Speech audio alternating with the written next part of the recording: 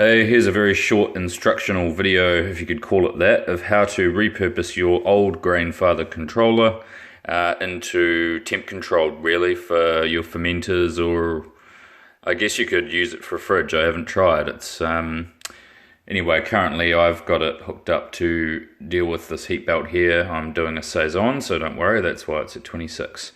Anyway, all you really need to do is buy one piece of equipment, and it's this. They sell them at J-Car, where I think you can pretty much go anywhere. It's basically a 3-pin adapter at the bottom. I live in New Zealand, so this is obviously for our local supply, but an adapter for your power connection at this end. This basically just plugs in to where the 3-pin adapter is for your power when you were using this on your grainfather. I think it's that side, so there's the boiler. It basically just plugs in there, and like any other temperature control, really, the grainfather essentially takes over that. So the grainfather gets plugged into the wall, and then the cord for your belt or pad gets plugged in here. That's about it. The only thing you need to be careful of is, just like when you're using this on your grainfather, if you leave the switch on the right hand side on boil, it will override the thermostat and continue to heat.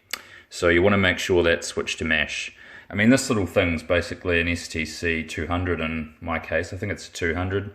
So, you know, you set your temp in the same way you would if you were setting your mash temp.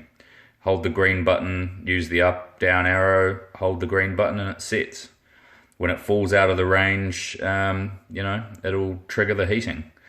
I'm pretty sure you can get into the settings. I haven't really played around with the you know, the intervals of when it kicks in, or I'm sure you can with other STCs you can, so probably worth checking out. But yeah, it's a perfectly functional, albeit slightly clunky looking temperature controller for your beer.